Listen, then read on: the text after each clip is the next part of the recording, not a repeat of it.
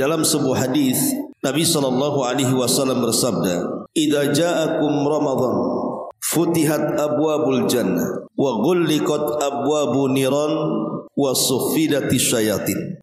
Apabila datang bulan Ramadan, maka seluruh pintu-pintu surga akan dibuka dan seluruh pintu-pintu neraka akan ditutup dan setan-setan akan dibelenggu. Hadis ini selalu dibaca Nabi SAW apabila datang menjelang Ramadan sebagai bentuk tabsyir, menghabar gembirakan kepada para sahabat dan umatnya bahwa bulan Ramadan itu bulan yang luar biasa, bukan bulan biasa.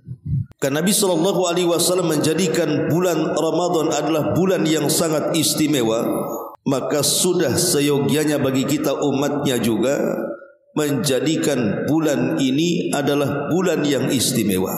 Jangan sampai kemudian kita samakan Ramadan dengan bulan-bulan di luar Ramadan, karena bulan Ramadan itu penuh dengan keistimewaan dan kemuliaan di dalamnya. Inilah yang kita akan bahas, apa keistimewaan bulan Ramadan. Sehingga Allah Subhanahu wa taala pilihkan bulan Ramadan ini khusus untuk umat Islam dan tidak diberikan kepada agama-agama di luar daripada Islam. Ma'asyiral muslimat yang dimuliakan Allah Subhanahu wa taala, yang pertama, kenapa bulan Ramadan itu bulan yang sangat mulia? Karena di bulan ini Allah Subhanahu wa taala turunkan Al-Qur'an. Dan itu banyak sekali di dalam Al-Quranul Karim yang menjelaskan tentang turunnya Al-Quran itu di bulan Ramadan. Sebut saja dalam surah Al-Baqarah, Allah Subhanahu wa taala berfirman, "Syahru Ramadhan alladzi unzila fihi Al-Quran." Bulan Ramadan adalah bulan diturunkannya Al-Quran. Dan lebih khusus lagi Allah Subhanahu wa taala mengatakan, "Inna anzalnahu fi lailatul qadar." Sesungguhnya kami turunkan Al-Quran itu di malam Lailatul Qadar. Dan Lailatul Qadar itu ada di bulan Ramadan, lebih tepatnya di 10 akhir Ramadan, di tanggal-tanggal ganjil 21, 23, 25, 27 ataupun 29. Inilah yang kemudian menjadikan Ramadan ini menjadi pilihan dalam Islam. Karena di zaman jahiliyah, orang-orang jahiliyah itu tidak mengenal Ramadan. Mereka hanya mengenal Ashhur al-Hurum saja. Dzulqa'dah, Dzulhijjah, Muharram dan Rajab. Itu dikenal oleh orang-orang jahiliyah. Tapi Ramadan mereka enggak kenal. Tapi setelah diutusnya Nabi SAW dan Al-Quran turun di bulan Ramadan, barulah kemudian mereka mengenal apa itu Ramadan. Di mana bulan Ramadan hanya dimuliakan khusus kepada umat Islam. Bahkan malaikat Jibril alaihi salatu wassalam itu turun setiap bulan Ramadan menemui Nabi SAW, kemudian murajaah bersama Nabi Al-Quran. Terkadang Jibril yang membaca Quran dan Rasul yang mendengarkannya, atau sebaliknya, Rasul yang membaca Quran, Jibril yang mendengarkannya. Begitu mulia Ramadan sampai Jibril turun menemui Rasul setiap Ramadan. Bahkan setelah wafatnya Rasul sekalipun, Jibril selalu turun setiap tahunnya kepada kita. Kapan? Di malam Lailatul Qadar, di malam turunnya Al-Quran. Makanya Allah mengatakan, "Tanazzalul malaikatu warruh." Setiap malam Lailatul Qadar setiap tahunnya para malaikat itu turun, dan juga ruh, maksudnya Jibril, memimpin para malaikat untuk turun di malam yang mulia Lailatul Qadar itu. Begitu agungnya Ramadan dengan turunnya Al-Quran ini. Maka saya nasihatkan kepada ibu-ibu, kalau datang bulan Ramadan, prioritaskan Al-Quran. Kalau bisa ibu itu sudah ada niat dari sekarang, kalau bisa Ramadan tahun ini saya bisa menghatamkan Quran sekali ataupun 2 kali. Karena membaca Al-Quran di bulan Ramadan itu memiliki pahala besar. Sering saya katakan, Manusia dengan Quran itu kan ada 3 kelompok, Bu. Boleh jadi di antara ibu ada yang lancar baca Qurannya, karena mungkin dari kecil sudah terbiasa membaca Quran. Kelompok yang kedua, boleh jadi di antara ibu itu yang tidak lancar baca Qurannya, mungkin baru belajar atau mungkin malas untuk membaca Quran sehingga tidak lancar dia bacanya. Atau boleh jadi ada orang itu yang sama sekali tak bisa baca Quran. Maka saya nasihatkan ibu yang lancar baca Qurannya, hatamkan Quran. Karena amalan Al-Quran di bulan Ramadan itu yang diprioritaskan adalah kuantitasnya, bukan kualitasnya. Maknanya kita dengan Al-Quran di bulan Ramadan itu adalah disuruh untuk memperbanyak baca, bukan untuk menggali tafsir. Itulah yang kemudian dicontohkan oleh para ulama salaf. Contoh umpamanya Imam Syafi'i. Imam Syafi'i itu kalau datang bulan Ramadan dia hatamkan 60 kali hatam. Berarti Imam Syafi'i itu menghatamkan Al-Quran 1 hari di bulan Ramadan, siang 1 kali, malam 1 kali. Makanya kalau habis bulan Ramadan 60 hatam Imam Syafi'i membaca Quran. Ini menunjukkan bahwa Ramadan itu adalah bulan Al-Quran dan yang diprioritaskan adalah membaca Al-Quran sebanyak-banyaknya. Kalau bisa menghatamkan sekali, 2 kali atau 3 kali. Atau contoh yang lainnya Imam Bukhari. Imam Bukhari itu menghatamkan Al-Quran di siang hari Ramadan 1 kali, dan di malam hari bulan Ramadan setelah tarawih 3 malam sekali. Itu Imam Bukhari. Beliau memprioritaskan untuk membaca Al-Quran dan berlomba-lomba untuk menghatamkannya. Bahkan Imam Malik apabila datang bulan Ramadan, dia liburkan semua kajian hadis dan dia fokus dengan Al-Quran dan membaca Quran dari mushafnya. Padahal Imam Malik hafal Quran. Karena saya katakan yang diprioritaskan dalam Al-Quran di bulan Ramadan itu adalah kuantitas. Banyak membaca dan mengejar hataman. Ya tentu dengan tartil.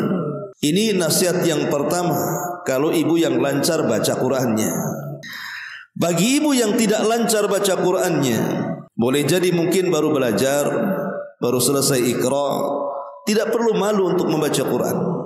Karena Nabi SAW mengatakan, "Walladhi yatata'ta'u fihi lahu ajran." Orang yang tertatih-tatih membaca Quran, boleh jadi masih bingung nyambung-nyambungkan huruf, boleh jadi mungkin belum fasih makhrajnya, boleh jadi mungkin baru meraba-raba, tidak apa-apa, baca saja, tidak usah mikir hatam. Karena orang yang tertatih-tatih membaca Quran, kata Rasul, lahu ajran, tetap dapat pahala. Bahkan 2 lagi pahalanya. Pahala membaca Quran dan pahala kesungguhan saat membaca Quran.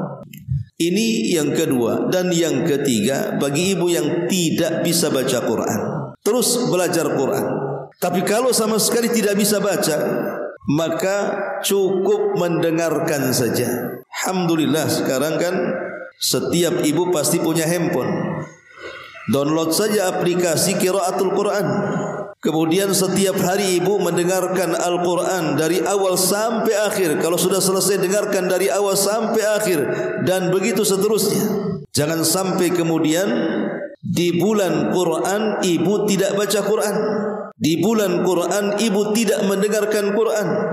Maka sangat rugi sekali kalau di bulan Quran kita menghajar Al-Quran, meninggalkan Quran, maka nanti di luar bulan Quran kita tidak punya perhatian dengan Quran. Ini yang pertama, Bu ya. Karena Ramadan adalah bulan Al-Quran, maka perbanyak membaca Al-Quran. Bahkan Al-Quran ini saking agungnya, Bu, saking agungnya, di zaman Nabi Al-Quran itu menjadi perhatian Nabi SAW. Satu malam Nabi itu biasa berjalan-jalan di gang-gang kota Madinah, dan di zaman itu hampir tidak ada satu rumah kecuali keluar suara Al-Quran. Sehingga dikisahkan suara Al-Quran yang keluar daripada rumah-rumah para sahabat di malam hari itu seperti suara tawon. Saking hampir semua rumah itu membaca Quran. Satu malam Nabi SAW berjalan, rupanya dia tertarik dengan satu rumah karena bacaan Qur'annya itu sangat indah sekali. Rasul pun tertegun, berdiri lama di samping rumah yang memiliki suara emas itu. Tanpa sadar Rasul berdiri sudah hampir mendekati fajar tuh. Maka Rasul pun bergegas kemudian pulang karena dia harus mengimami solat subuh di Masjid Nabawi. Selesai solat, maka Rasul memanggil pemilik suara emas itu. Rupanya pemilik suara emas itu adalah Abu Musa al-Ash'ari radhiyallahu anhu. Maka Rasul memuji Abu Musa dan mengatakan, "Ya Aba Musa, semalam aku mendengarkan suaramu di samping rumahmu." Kaget Abu Musa al-Ash'ari dan mengatakan, "Sungguh engkau mendengarkan bacaanku semalam ya Rasulullah?" Kata Rasul, "Iya." Maka Abu Musa mengatakan, "Kalau seandainya aku tahu engkau mendengarkan suara bacaan Qur'anku, tentu aku akan lebih memperindah lagi bacaanku." Kata Nabi SAW kepada Abu Musa, "Ya Aba Musa, la sautuka kamizmar min mazamiri ali Daud." Wahai Abu Musa, suaramu sungguh indah seperti Daud ketika taranum dengan zaburnya. Lihat bagaimana Nabi SAW punya perhatian dengan Quran. Dan apabila Nabi SAW mengutus sebuah pasukan, maka Nabi SAW akan menjadikan pemimpin pasukan perang itu tidak dilihat dari skill perangnya. Rasul tidak mengatakan kamu bisa memanah. Rasul tidak mengatakan kamu bisa menombak. Rasul tidak mengatakan apakah kamu bisa berperang. Sudah berapa orang yang kau bunuh? Kamu bisa bela diri atau tidak? Bukan itu yang ditanyakan pertama Nabi kepada yang akan memimpin pasukan perang apabila Rasul mengirim sebuah sariyah pasukan tanpa kehadirannya. Tapi Rasul bertanya kepada para sahabat yang diutusnya, "Kam hafidtum min kitabillah?" Berapa banyak Quran yang kalian hafal? Maka nanti pasukan ini mengatakan, yang satu mengatakan hafidtu surata kadza wa kadza, aku hafal surat ini dan itu. Yang satu mengatakan aku hafal surat ini dan itu. Maka Rasul SAW mendengarkan apabila ada sahabat yang paling banyak hafalannya, maka Rasul mengatakan, "Anta imamuhum," engkau yang akan memimpin perang. Lihat, Rasul kalau menyeleksi orang yang akan memimpin perang, pertama kali yang dilihat adalah berapa banyak hafalan tentang Al-Quran. Maka siapa yang paling banyak hafalannya, itu yang dipilih Nabi. Coba kalau seandainya Bu ya, PT-PT yang ada di Batam ini memberlakukan aturan seperti ini, sebelum bicara skill, bicara tentang hafalan Quran, makmur tuh PT-PT itu. Karena Rasulullah SAW ketika menyeleksi pasukan itu, yang dijadikan pimpinannya adalah yang banyak hafalan Qurannya. Kenapa demikian? Karena kemenangan dalam peperangan itu ada pada orang yang memegang Al-Quran. Begitu dahsyatnya Al-Quran itu sampai Nabi SAW punya perhatian tentang Quran. Bahkan satu hari ada seorang wanita yang hendak menghibahkan dirinya kepada Nabi, tapi Rasul tidak mau. Sampai berdirilah seorang Ansar dan mengatakan, "Ya Rasulullah, kalau engkau tidak suka dengan wanita itu, nikahkan wanita itu dengan aku," katanya. Kata Nabi SAW, "Engkau punya apa mau menikahi wanita itu? Kalau begitu pulanglah, carilah sesuatu yang bisa kau jadikan mahar." Pulang dia, nyari-nyari benda-benda yang berharga di rumahnya, enggak ada satupun kecuali sarung yang dipakainya. Kata orang ini, "Ya Rasulullah, aku sudah mencari barang-barang berharga di rumahku, tidak ada kecuali sarung yang ada di badanku. Kalau aku serahkan kepada dia, nanti aku tidak sarungan. Tapi kalau aku tidak serahkan, aku tidak punya mahar." Maka Nabi SAW mengatakan, "Sudah gini saja, kau pulang ke rumahmu, cari walaupun cincin dari besi, walau khataman min hadid." Pergi dia ke rumahnya, nyari cincin dari besi pun tak ada. Akhirnya datang lagi menemui Rasul, "Aku tidak memiliki apapun, walaupun cincin dari besi aku tidak punya." Kata Nabi SAW, "Ya sudah kalau begini, kam hafidta min kitabillah." Berapa banyak surat yang kau hafal dari Al-Quran ini? Maka dia mengatakan apa? hafidtu surata kada wa kada. Aku hafal surat ini dan itu. Kata Rasul, uzawwijuka bima ma'aka minal Qur'an. Kalau begitu ku nikahkan kau dengan wanita itu dengan mahar Al-Qur'an. Lihat bagaimana Nabi SAW menjadikan mahar dari anak muda untuk menikahi seorang wanita itu dengan Al-Quran. Tapi di zaman sekarang terkadang orang-orang yang mereka itu memiliki hafalan Al-Quran, bahkan perhatian dengan Al-Quran luar biasa, tidak diprioritaskan. Contoh yang sederhana saja Bu ya. Seandainya ibu ini punya anak gadis, dilamar oleh dua ikhwan, dua laki-laki.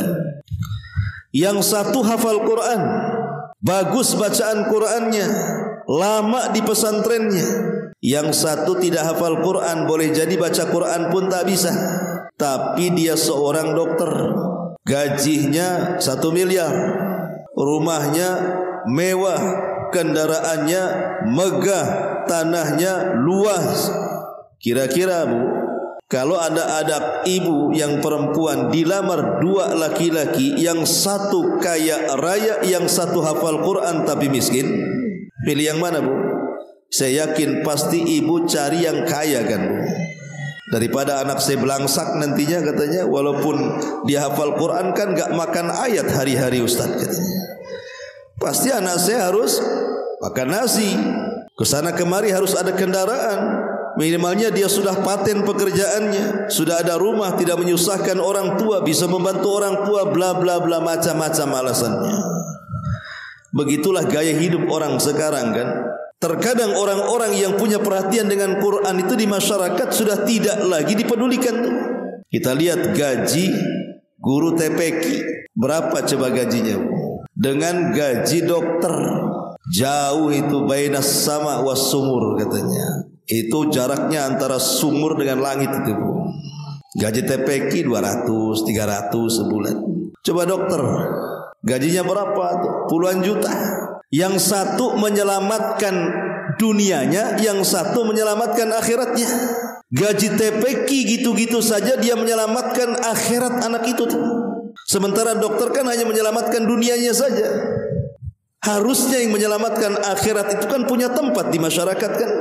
Contoh, ada orang konsultasi sama dokter kan Bu, belum dikasih resep, baru tanya-tanya penyakit 300, 200. Coba ibu konsultasi sama saya pakai WA, Ustaz bagaimana hukum ini, hukum itu, kira-kira ibu transfer uang gak sama saya? Mana ada. Itulah konsultasi agama itu kayaknya nggak ada harganya di masyarakat kita ini. Kalau zaman bahula, zaman dulu, ulama itu memang dimuliakan. Itulah menunjukkan bahwa perhatian masyarakat kepada agama ini semakin berkurang. Tidak lagi menghargai orang-orang yang peduli dengan agama. Ma'asyiral muslimat yang dimuliakan Allah Azza wa Jalla, ini yang pertama, bahwa jadikan bulan Ramadan bulannya Al-Quran. Ini yang pertama. Yang kedua, bahwa Ramadan itu juga identik dengan bulan puasa. Karena memang puasa bagi umat Islam sendiri itu diwajibkan di bulan Ramadan. Dulu pertama Nabi SAW hijrah dari Mekah ke Madinah, belum ada puasa bagi kaum muslimin. Kemudian di awal Hijriyah, tahun pertama Hijriyah, Rasul melihat orang-orang Yahudi sedang berpuasa. Maka Rasul bertanya, puasa apa kalian wahai orang-orang Yahudi? Maka orang-orang Yahudi mengatakan, ini adalah puasa tanggal 10 Muharram, dikarenakan Nabi kami Musa diselamatkan Allah dari kejaran Fir'aun dan tentaranya.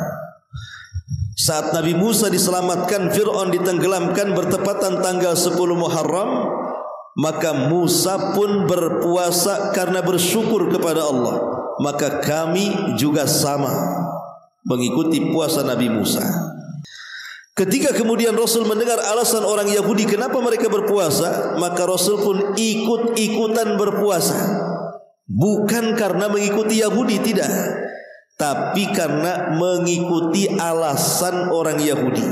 Ketika alasan orang Yahudi puasa mereka demi memuliakan Nabi Musa, maka Rasul mengatakan, ana ahaqqu bi Musa, aku lebih berhak memuliakan Musa dibandingkan kalian.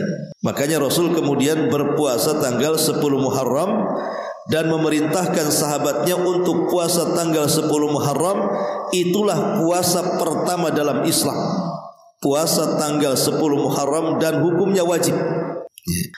Tapi setelah kemudian tahun kedua Hijriah turun ayat surah Al-Baqarah, faman syahida minkumus syahra falyasum ya ayyuhalladzina amanu kutiba alaikumus siyam kama kutiba alal ladzina min qablikum la'allakum tattaqun. Turun tentang perintah puasa.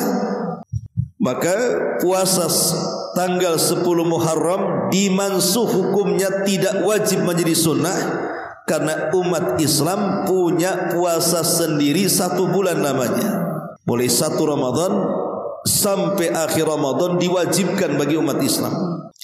Tetapi awal kewajibannya tidak ada paksaan kepada para sahabat.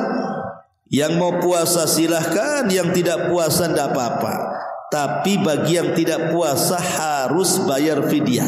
Itu di permulaan perintah puasa.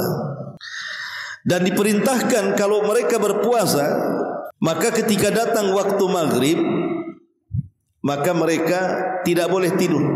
Kalau sampai tidur setelah maghrib, maka setelah tidur dilarang makan dan dilarang minum serta dilarang menggauli istrinya. Tentu hal ini membuat berat para sahabat.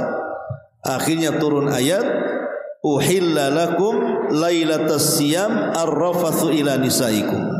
Turun ayat pemansuhan hukum itu, bahwa siapapun yang puasa sampai maghrib, setelah maghrib sampai terbit fajar, silahkan makan, silahkan minum, silahkan gauli istri-istri kalian. Memang agak berat permulaan orang yang berpuasa itu, tapi setelah itu Allah tahu kadar kemampuan manusia, makanya Allah ringankan. Yang ingin saya nasihatkan dalam puasa ini, saya kira insya Allah saya, ibu-ibu atau siapapun yang mengaku Islam, kalau datang bulan Ramadan mesti puasa lah ya. Tapi yang ingin saya katakan, orang berpuasa ini kan ada 3 macam. Pertama, orang yang hanya sekedar memperhatikan perutnya saja. Itulah yang disebut dengan saumul awam, puasanya orang-orang awam. Apa maksudnya? Puasa orang awam itu, pertama, dia hanya sekedar menahan lapar, menahan haus, menahan syahwat, tanpa peduli mau dapat pahala mau tidak. Dan ini puasa kebanyakan. Kebanyakan manusia berpuasa hari ini itu tidak peduli soal pahala. Yang penting dari terbit fajar sampai terbenam matahari, saya tidak makan, saya tidak minum, saya menahan syahwat dengan pasangan, ya sudah selesai. Ini puasa yang seperti ini, Bu, ini tidak akan berpahala. Jadi hanya sekedar menggugurkan kewajiban saja. Sebab puasa orang yang seperti ini biasanya mereka masih suka melakukan kemaksiatan. Yang penting tidak batal, sehingga mereka masih ghibah, masih dusta, matanya masih melihat yang haram, telinganya masih mendengar yang haram. Enggak peduli. Karena dikiranya yang penting menahan lapar, menahan dahaga, menahan syahwat, selesai. Mau gibah mau apa terserah. Kan gibah tidak membatalkan puasa, Ustaz. Iya, gibah tidak membatalkan puasa, tapi menghilangkan pahala puasa. Ini yang pertama. Yang kedua, ada namanya puasa khawas, puasanya orang khusus. Puasanya orang khusus itu bukan hanya sekedar berpuasa perutnya, tapi juga berpuasa pandangannya, berpuasa pendengarannya, berpuasa lisannya, berpuasa tangan dan kakinya. Satu sisi mungkin dia sudah menahan lapar, menahan haus, menahan syahwat, tapi dia berusaha menahan pandangannya juga. Ikut puasa pandangannya, tidak memandang sepandang-pandangnya. Telinganya juga ikut berpuasa, tidak mendengar sedengar-dengarnya. Lisannya juga ikut berpuasa, tidak bicara seomong-omongnya. Kakinya juga ikut berpuasa, tidak melangkah selangkah-langkahnya. Ada batasannya. Oh, ini yang boleh dipandang, ini yang tidak boleh. Ini yang boleh didengar, ini yang tidak boleh. Ini yang boleh dibicarakan, ini yang tidak boleh. Ini jalan yang boleh dilangkahkan kakinya, ini tidak boleh dilangkahkan. Lah, kalau sudah puasa meningkat dari puasa perut kepada puasa anggota badan, berarti puasa ibu itu bukan hanya mengejar sahnya saja, tapi lebih daripada itu mengejar pahalanya juga. Syukur-syukur ke kelompok yang ketiga yang disebut khawasul khawas namanya. Lebih khusus lagi itu. Apa itu? Bukan hanya perutnya yang dijaga. Bukan hanya anggota badannya saja yang berpuasa, sampai ke tingkat hatinya dia berpuasa.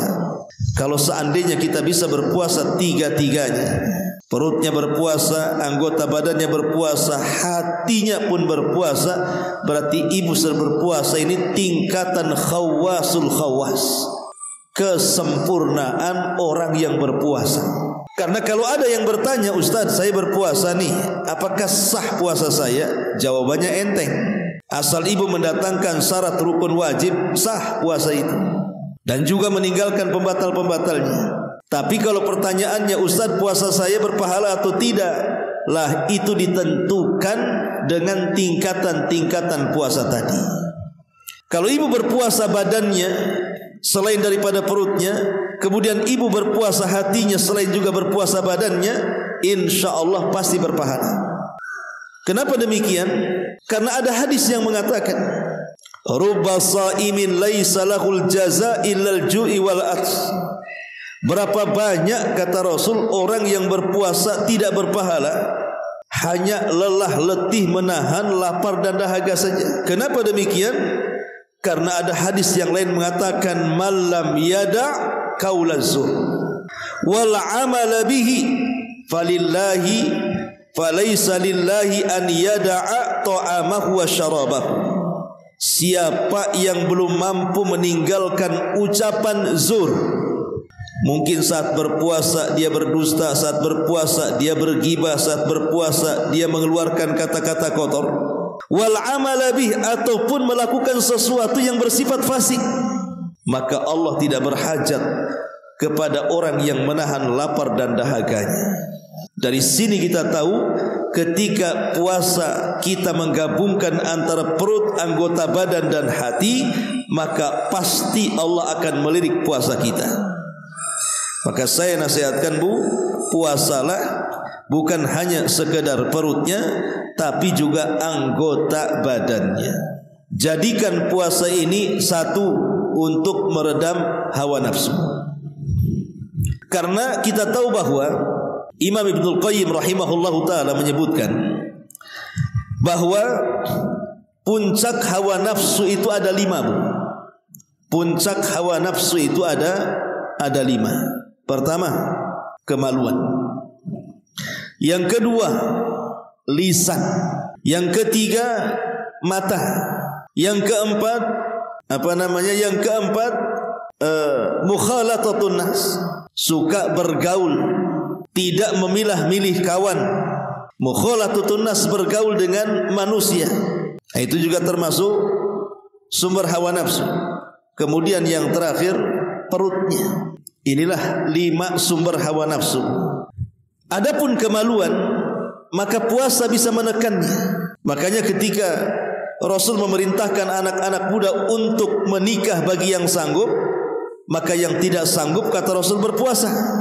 Karena itu bisa menekan hawa nafsunya. Yang kedua, perutnya. Makan, kebanyakan minum. Ini adalah sumber hawa nafsu. Karena biasanya kalau orang kekenyangan, kalau orang kemudian makannya banyak, minumnya banyak, umumnya malas. Kalau sudah malas ngantuk, kalau sudah ngantuk pasti dia tidur. Makanya saya sayangkan kadang-kadang ada orang yang berpuasa itu puasanya kayak balas dendam, Bu. Nanti jam 5 udah keluar pakai motor. Kemana? Ke pasar kaget, Bu. Motor itu berangkat kosong, tapi pulang semua makanan iftar itu ada di setir kanan, ada di setir kiri, ada di tengah, belum lagi di belakang dicentel-centel, bukan? Macam-macam makanan dibawa. Nanti kalau sudah sampai rumah, dijejer-jejer tuh di meja tuh. Ketika azan berkumandang, makanan yang ada di meja semuanya pindah ke perut. Coba kan. Ini kan masalah, Bu. Padahal sebenarnya puasa itu kan menekan hawa nafsu. Hawa nafsu perut, kata Imam Ibnul Qayyim. Kalau seandainya kemudian puasa tidak menekan hawa nafsu perut, nanti sama saja akhirnya. Harusnya 1 bulan Ramadan itu servis daripada 11 bulan. Karena terlampau banyak penyakit dalam perut kita itu, gak ada manfaatnya jadinya kan. Sama lah, Bu, kalau ibu punya mobil 11 bulan kita pakai, kemudian kita masukkan 1 bulan ke dealer service, pasti kalau kita pakai lagi kayak baru lagi itu, Bu. Lah puasa itu seperti itu, Bu. 11 bulan itu kan macam-macam tuh makanan yang ibu masukkan, rendangnya, opornya, rawonnya gitu ya. Yang panasnya, yang dinginnya, yang manisnya, yang asinnya, yang pahitnya, semua masuk. Isinya sudah racun semua. Apalagi makanan di zaman sekarang kan, Bu. Kalau tidak ada kimianya itu tidak makanan tuh. Isinya racun semua. Lah Allah Subhanahu wa taala kasih kesempatan menyervis perut kita ini 1 bulan tuh. Bagaimana tidak coba 1 bulan kita berpuasa? Jangankan 1 bulan. Lihat kalau ibu medical check up ke dokter, itu kan disuruh jangan makan pagi tuh. Alasannya kalau makan pagi nanti darahnya kotor. Kalau tidak makan darahnya bersih. Lah bayangkan puasa sehari saja membersihkan darah, ini 1 bulan tuh. Ini baru 1 dari tinjau dari kesehatan kan. Belum lagi yang lainnya. Makanya harusnya momen Ramadan itu bisa menahan syahwat makannya, supaya membedakan kebiasaan Ramadan dan di luar Ramadan, agar puasanya itu menjadi servis perut kita selama 1 bulan. Ini aneh. Di luar Ramadan kolesterol tak naik, di Ramadan naik pula kolesterol. Di luar Ramadan gula darah naik, tidak naik, masuk Ramadan naik pula tuh gula darah. Di luar Ramadan berat badan tak naik, di Ramadan pula berat badan naik. Kan aneh ini. Makanya saya sering nasihatkan ibu, kalau besok kan Sabtu nih, ya Ramadan insyaallah, ya bisa Sabtu bisa Ahad kan begitu ya. Beli timbangan, Bu. Coba ibu timbang. Timbang di awal Ramadan berapa berat badannya, nanti di akhir Ramadan berat badannya berapa, nyusut atau ngembang tuh. Kalau ngembang berarti ibu ya belum bisa nahan syahwat makannya itu. Berarti itu namanya puasa balas dendam, Bu. Seolah-olah ibu katakan di siang hari, nggak apa-apa aku lapar katanya, nanti awas kalau datang maghrib. Itu kan masalah, Bu, kalau ngomong begitu. Jadi jangan sampai di siang hari mati-matian kita menahan lapar, di malam hari mati-matian kekenyangan. Kalau sudah begitu nanti sholat tarawihnya bermasalah. Maka puasa itu bisa menahan hawa nafsu perut harusnya, ya. Kemudian yang ketiga, hawa nafsu yang ketiga adalah lisan. Orang yang berpuasa itu bisa menahan lisannya.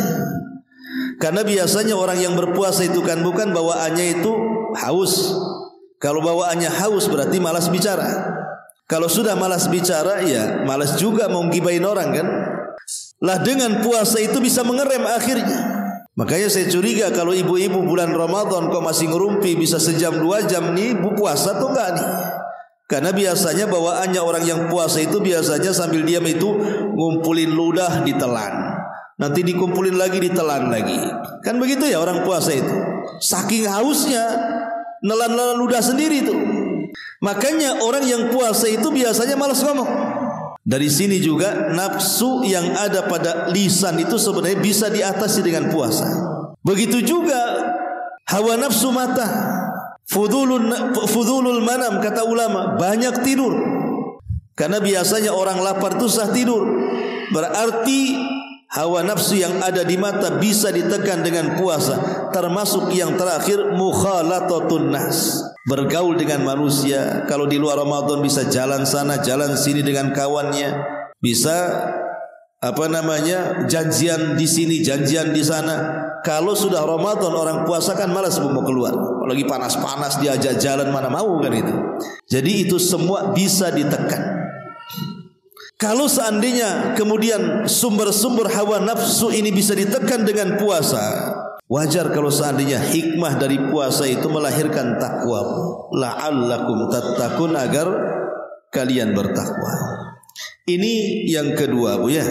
Ramadan jadikan ajang untuk berpuasa yang jauh lebih baik lagi. Kalau tahun kemarin mungkin puasa kita tidak sehusyuk tahun sekarang, maka tahun sekarang harus lebih baik dibandingkan tahun kemarin.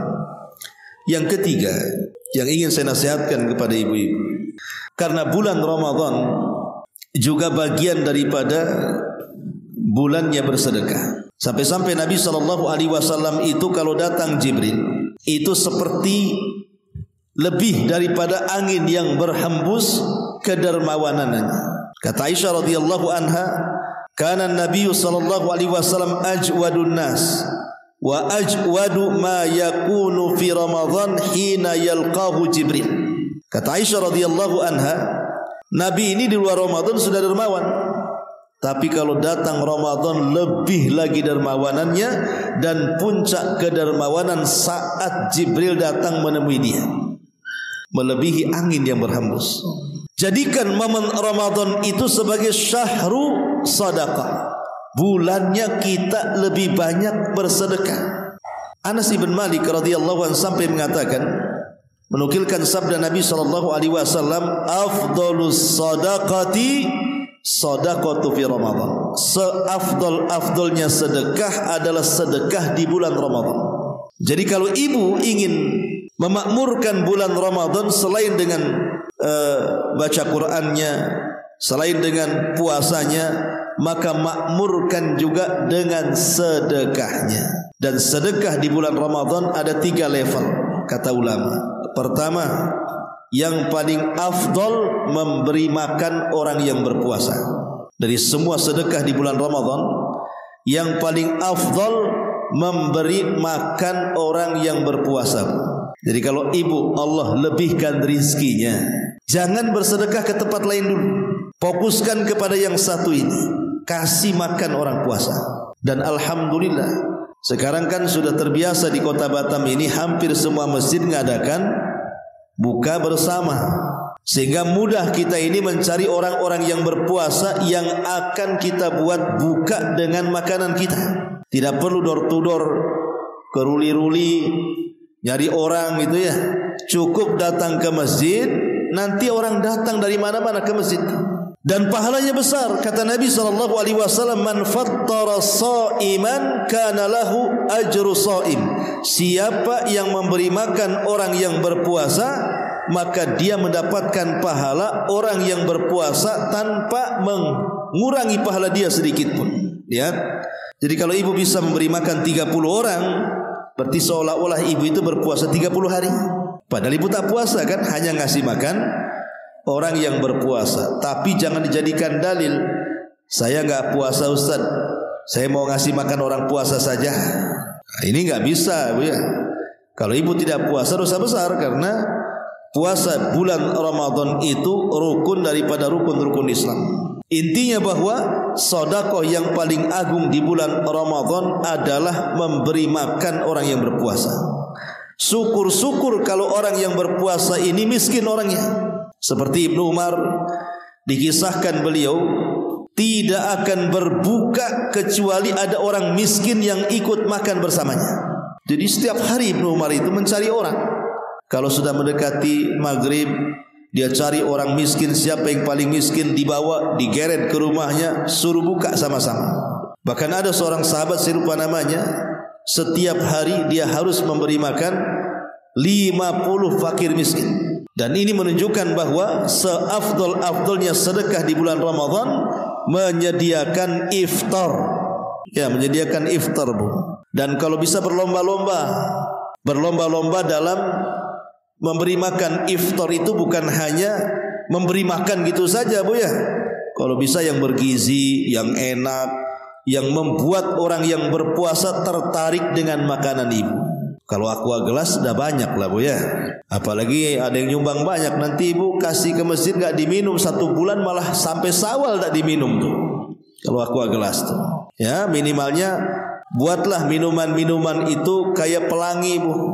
Nampak merahnya, nampak kuningnya, nampak hijaunya, kan penasaran orang puasa tuh. Apalagi memang enak, pasti ditunggu lagi besoknya kan. Begitu juga makanan itu. Pasti makanan-makanan yang aneh-aneh, yang lezat-lezat itu yang diburu tuh.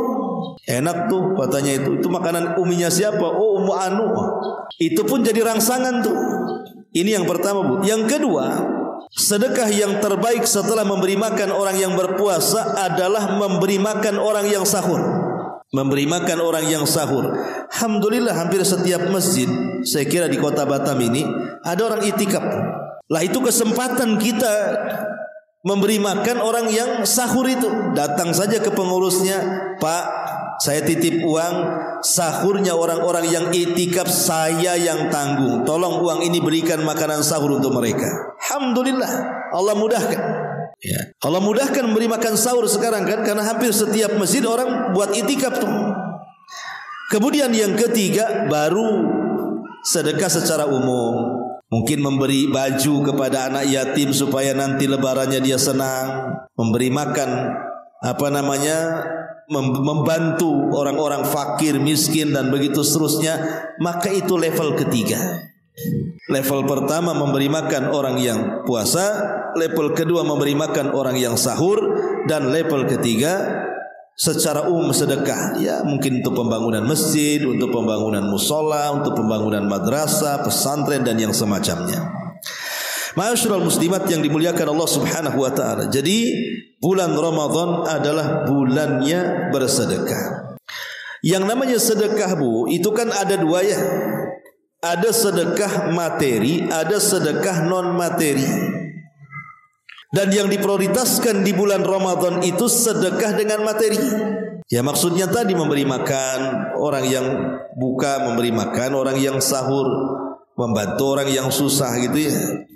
Tapi kalau Allah takdirkan saya tidak sanggup, Ustaz, untuk makan sendiri saja saya tak bisa, maka ibu bisa bersedekah dengan non materi.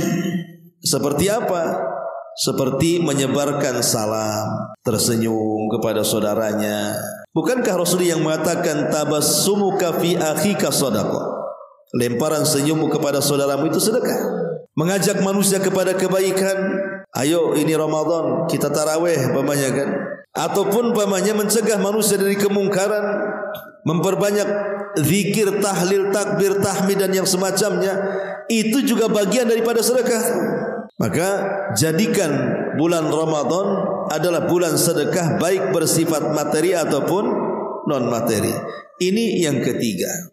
Yang keempat yang ingin saya nasihatkan ke ibu-ibu juga, karena Ramadan adalah juga bulannya qiyamul lail, bulannya salat malam. Maka makmurkan Ramadan itu dengan salat malam. Jangan malas-malasan. Karena begini, Bu, boleh jadi di antara kita selama 11 bulan itu tidak pernah melaksanakan tahajud. Ada mungkin di antara kita selama 11 bulan itu sama sekali enggak tahajud. Sehingga catatan dalam buku kita itu tidak ada catatan tahajud sama sekali. Padahal Rasul mengatakan syaraful mu'min qiyamuhu bilail. Kemuliaan seorang mukmin itu karena dia salat malam. Lah di bulan Ramadan Allah kasih kesempatan supaya kita terbiasa dengan tahajud, sehingga Allah tarik waktu tahajud dari sepertiga malam ke setelah Isya, supaya orang-orang yang tidak pernah tahajud itu diberikan kesempatan bisa tahajud.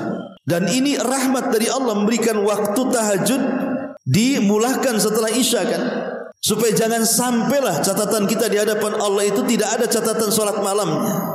Makanya dibuatnya Ramadan itu sebagai syahrul qiyam, bulannya orang yang melaksanakan qiyamul laili. Ma'asyiral muslimat yang dimuliakan Allah Subhanahu wa taala. Dan memang disunahkan atau dianjurkan sih salat tarawih itu memang di masjid bagi laki-laki dan perempuan di rumah. Tapi kalau ada yang menjadikan khusyuknya salat di masjid, maka lebih baik salat tarawih itu di masjid walaupun perempuan. Kalau memang solat di masjid ada yang mengundang kepada khusyuk dibandingkan solat sendiri di rumah.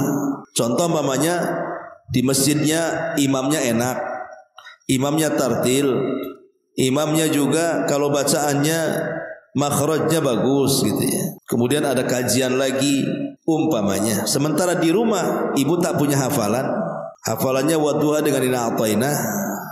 Ya tidak mungkin itu. Boleh diulang-ulang 11 rakaat kan Bu ya. Otomatis kalau sholat di masjid ada pendorong yang lebih khusyuk, maka sebaiknya Bu datang ke masjid supaya betul-betul mendapatkan nuansa Ramadan juga. Kecuali kalau ibu umpamanya ya satu keluarga hafal Quran, anak-anak perempuannya ya bolehlah kan begitu ya. Tapi biasanya kalau sudah sholat di rumah Bu, bulan Ramadan dengan sholat di masjid itu akan beda. Nuansa Ramadan itu lebih kental di masjid ya. Makanya puasa Ramadan bukan hanya puasanya, pentingkan juga tarawihnya. Karena tarawih itu untuk menyempurnakan puasa itu sendiri. Dan sama dengan yang lainnya, ada juga istilah-istilah tarawih itu. Kita tahu bahwa istilah tarawih itu kan ada 3 macam juga. Ada namanya tarawih ala Nabi, ada tarawih ala sahabat, ada tarawih ala kita nih. Adapun tarawih ala Nabi, Nabi itu kalau tarawih Bu, rakaatnya sedikit, panjang bacaannya. Tuh Nabi itu kalau tarawih, rakaatnya tak banyak. Aisyah radhiyallahu anha mengatakan Rasul tidak pernah menambah dari 11 rakaat. Dalam riwayat 13 rakaat. Jadi tarawihnya Rasul itu sedikit rakaatnya, panjang bacaannya. Dan itu pernah disaksikan Hudzaifah ibn Yaman, pernah sholat di belakang Nabi. Rasul membaca dalam satu rakaat itu 3 surat berturut-turut, Al-Baqarah, Al-Imran, An-Nisa. Bayangkan 3 surat berturut-turut, Al-Baqarah, Al-Imran, An-Nisa, baru ruku. Itu satu rakaat. Gimana kalau 11 rakaat? Saya yakin Bu, kalau seandainya imamnya kayak Nabi, satu rakaat 3 surat, bukan qul huwallahu, qul a'udzu birabbin nas, qul huwal falaq, bukan, maksudnya Al-Baqarah, Al-Imran dan An-Nisa. Saya kira ibu risen mungkin salat di masjid, di rumah aja kan begitu ya. Tapi itulah Nabi mengajarkan salat malam itu memang seperti itu. Dipanjangkan bacaannya, sedikit rakaatnya. Yang kedua, tarawih ala sahabat, dibalik. Mereka banyak rakaatnya tapi disederhanakan bacaannya. Makanya Umar bin Khattab pernah memerintahkan Ubay ibn Ka'ab dan Tamim ad-Dari untuk menjadi imam manusia, rakaatnya 21. Pakai 21 rakaat. Tapi sahabat mengatakan sesederhananya bacaan para sahabat dimulai daripada ba'da isya, diakhiri menjelang fajar. Itu sudah paling sederhana tuh bacaannya tuh. Tapi satu malam suntuk mereka sholat. Hebatnya para sahabat. Celakanya ada tarawih ala ibu-ibu, ala kita ya, sudah pendek bacaannya, kemudian juga ambil yang sedikit rakaatnya, dibuat cepat kilat pula gerakannya. Nah, ini kan masalahnya ya. Pendek bacaannya, sedikit rakaatnya, kilat gerakannya. Nah, itu. Kalau bisa 7 menit 23 rakaat. Seperti yang di YouTube tuh. Saya perhatiin yang di YouTube itu Bu, ibu bisa buka YouTube tuh Bu. Salat tarawih tercepat di dunia itu. Diketiknya seperti itu. Salat tarawih tercepat di dunia hanya ada di Indonesia. Itu 7 menit 23 rakaat Bu. Saya perhatiin Bu, bacaan tarawihnya itu Bu, yang kedengaran cuma 2, Dhalin sama Amin. Kapan baca ininya, suratnya tuh? Itu aja tuh. Kemudian baru ruku sudah itidal, baru itidal sudah sujud. Kapan dia bacaannya? Nggak ada tumaninah sama sekali. Luar biasa gitu. Tapi banyak pula yang tarawih kayak gitu tuh Bu. Banyak Bu. Ya kalau seandainya usia-usia 70 tahun, 80 tahun ikut di belakang imam kayak gini Bu, nggak sakit pinggang tuh. Ya, jadi tarawih itu janganlah ikut cara manusia, ikut cara Nabi atau cara sahabat. Karena bagaimanapun dalam urusan solat Rasul mengatakan sallu kama ra'aitumuni usolli, solatlah kalian sebagaimana kalian melihat aku solat. Walaupun tidak sama dengan cara Nabi atau para sahabat, minimalnya meniru mereka lah semampu kita. Jangan membuat cara yang tidak pernah diajarkan Nabi. Karena cara 7 menit 23 rakaat itu kalau secara hukum tidak sah tuh. Kenapa tidak sah? Karena tidak tumakninah. Sementara tumakninah dalam solat itu rukun. khusyuk dalam solat itu rukun. Ya. Masyarul muslimat yang dimuliakan Allah Subhanahu wa taala, ini yang keempat, perhatikan tarawih. Walaupun ibu tidak tarawih di masjid, di rumah umpamanya, jangan sampai tinggalkan tarawih. Ini yang keempat. Kemudian yang kelima, i'tikaf. Ya. Kalau memang Allah Subhanahu wa taala mungkin diberikanlah kepada ibu itu suami yang baik, ya, mengajak i'tikaf ke masjid, sama-sama suami istri ke masjid. Makanya Nabi SAW di 10 terakhir Ramadan diajak istri-istrinya i'tikaf. Dan semua istri Nabi SAW beriktikaf di 10 akhir Ramadan. Bahkan saat Rasul meninggal, semua istrinya melanjutkan iktikafnya Nabi sampai meninggal juga. Kenapa kemudian saya sarankan ibu jangan tinggalkan iktikaf? Okelah mungkin siang hari ibu sibuk di rumah, tapi di malam hari kalau memang suami ngajak, datang ke masjid. Karena biasanya hanya orang yang iktikaf yang mendapatkan Lailatul Qadar. Hanya orang-orang yang itikaf itu biasanya orang yang mendapatkan Lailatul Qadar. Orang yang tidak itikaf susah mendapatkan Lailatul Qadar.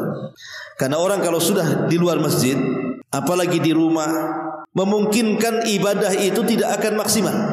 Nanti baru baca Quran sedikit ngantuk tidur, ya Bu ya. Ya, nanti lagi baca Quran lapar pengen apa langsung nyerbu dapur. Namanya di rumah. Kadang-kadang tidak punya adab. Kalau di masjid itu kan tidak bisa karena hati kita dijaga. Makanya Abu Hurairah mengatakan kami kalau sedang berpuasa lebih suka tinggal di masjid. Kenapa? Nutahhir qulubana, untuk membersihkan hati kami. Ya, karena masjid itu tempat yang merangsang kita untuk lebih memperbanyak ibadah. Maka saya anjurkan Bu, i'tikaf kalau memang ada masjid-masjid terdekat dari rumah. 10 akhir Ramadan kalau tidak bisa siang malam, ambil malamnya saja. 10 hari. Oh, saya tidak bisa sampai subuh Ustaz, tidak apa-apa. Mungkin ibu hanya mengambil separuh malamnya saja, jam 12 pulang. Atau ibu masuk jam 10-nya, nanti jam 3 pulang. Yang penting 10 akhir Ramadan itu adalah di masjid. Sebab kalau 10 hari ibu berada di masjid di 10 akhir Ramadan, saya yakin Bu, pasti ada satu malam yang merupakan Lailatul Qadar yang ibu akan dapati di malam itu. Dan saya kasih tip Bu, supaya ibu mendapatkan Lailatul Qadar dalam semua bab ibadah. Pemanya bab sedekah, bab solat, bab Quran, kemudian bab doa gitu ya, bab zikir. Begini Bu caranya kalau ibu ingin dapat Lailatul Qadar nih ya. Pemanya kita pertama dulu bab sedekah lah. Kalau 10 akhir Ramadan, ibu punya uang 1 juta. Ibu pecahkan uang 1 juta itu menjadi 10. Berarti kan 100-an. Setiap malam Bu, ibu sumbangkan yang 100.000 itu. Tanggal 10 100, tanggal 20 100, 21 100, 22 100, 23 100 sampai tanggal 30. Saya yakin Bu, dari 10 kali ibu bersedekah, tidak mungkin yang 100.000 tidak bertepatan dengan Lailatul Qadar. Mustahil. Kan 10 akhir Ramadan kan mesti ada satu malam itu Lailatul Qadar. Jangan main ngincer sedekah tanggal 21, tanggal 22 tak sedekah, tanggal 23 sedekah, tanggal 24 tak sedekah. Itu namanya sedekah ngincer Bu. Ini gak dapat Lailatul Qadar. Karena yang namanya tanggal ganjil, kita kan tak tahu apakah yang genap itu ganjil ataukah yang ganjil itu genap, itu masalahnya. Makanya Rasul mengatakan taharrau lailatul qadri fi ashril awakhir. Kata Rasul, cari Lailatul Qadar di 10 akhir Ramadan. Sudah hidupkan semuanya dengan sedekah. Ini bab sedekah. Pasti dalam sedekah ibu yang 100.000 itu bertepatan Lailatul Qadar. Coba ibu bayangkan, kalau yang 100.000 bertepatan dengan Lailatul Qadar, berarti ibu bersedekah selama 83 tahun 6 bulan setiap hari 100.000. Karena lipatan Lailatul Qadar itu khairun min alfi syahrin, sama dengan 1000 bulan. Ini dalam bab sedekah Bu. Oke, sekarang kita masuk dalam bab solat. Ibu kalau 10 akhir Ramadan ibu tarawih terus ya, kalau tidak ada halangan ya, ibu tarawih terus. Kemudian taruhlah ibu tambah solatnya, bukan hanya tarawih, anggaplah solat sunnah wudu. Setiap malam ibu ambil wudu, kemudian ibu sholat. Nanti besoknya ambil wudu, sholat lagi. Besoknya ambil wudu, sholat lagi. Besoknya ambil wudu, sholat lagi. Selama 10 hari. Di 10 malam terakhir Ramadan di malam hari, saya yakin Bu, pasti ada yang bertepatan dengan Lailatul Qadar itu. Coba bayangkan kalau seandainya bertepatan dengan Lailatul Qadar, seolah-olah ibu sholat sunnah wudu selama 83 tahun itu lamanya. Masya Allah. Ini dalam bab sholat. Atau dalam bab Quran. Mungkin ibu malas lah gitu ya kalau baca Quran banyak-banyak. Kan manusia itu terkadang ada malasnya, terkadang ada selamatnya. Sudah gini saja, kalau sudah pada maghrib, ibu baca kul huwallah saja. Baca kul huwallah 3 kali umpamanya. Besoknya gitu lagi, besoknya gitu lagi, besoknya gitu lagi, sampai 10 hari. Padahal orang yang membaca kul hu itu pahalanya sama dengan sepertiga Quran. 2 kul 2/3, 3 kul sempurna tuh Quran. Berarti setiap malam tidak mungkin ada yang tidak bertepatan dengan Lailatul Qadar. Bacaan kul huwallah kita itu. Begitu juga dalam bab zikir. Intinya seluruh malam di 10 akhir Ramadan adalah ibadah yang dirutinkan selama 10 hari. Entah dari sedekahnya, entah dari solatnya, entah dari zikirnya, entah dari baca Qurannya, dan begitu seterusnya. Ini Bu ya, itu cara meraih Lailatul Qadar namanya. Dan biasanya orang i'tikaf itu lebih mungkin mendapatkan Lailatul Qadar. Dan yang terakhir, banyak-banyak berdoa. Kita tahu bahwa Ramadan itu tempat turunnya rahmat, tempat turunnya maghfirah, tempat turunnya pembebasan kita dari api neraka, itkun minan nar. Maka banyak-banyak berdoa. Pertama minta rahmat, yang kedua minta ampun, dan yang ketiga minta dibebaskan dari api neraka. Inilah ibadah-ibadah yang sangat dianjurkan apabila datang bulan Ramadan. Wallahu a'lam bishawab. Mudah-mudahan manfaat.